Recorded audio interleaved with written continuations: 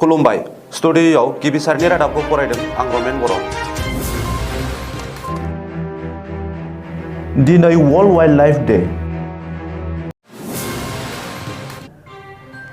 बरपेटायाव गंसे नामखरनिफ्राय सिखाव खावनाय खौरां मोन्दों।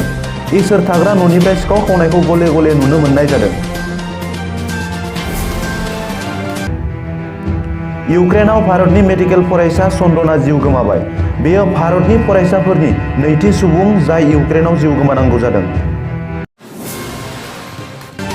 इउक्रेननिफ्राय खारखोमानानै रैखाथिनि साबि महरै पाकिस्ताननि फरायसाफोरा भारतनि फिरफिलाखौ बाहायनाय नुनो मोन्दों। रासिया आरो इउक्रेननि गेजेराव जानाय दावहानि सायाव गंनैबो हादरा पलेन्डआव सावरायलायगोन। इन्डियान एयार फर्सनि C-17 एयारक्राफ्टआ 208 सा भारतारिफोरखौ इउक्रेननिफ्राय लाबोनानै हिन्डेन एयारबेसआव सफैबाय।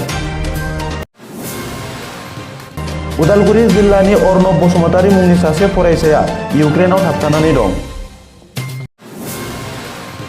इउएनआ रासियानि फायखिफोरखौ इउक्रेननिफ्राय गिदिंबोफिननो दाबि खालामदों। उत्तर प्रदेश विधान सभानि 6थि खोलोबनि भट होनाया दिनैनिफ्राय जादों। गं 57 मासिनि थाखाय गं 10 जिल्लायाव भट होनाय हाबाफारिया जादों। रासियाया इउक्रेननि खारसन सोहोरखौ दखल खालामबाय।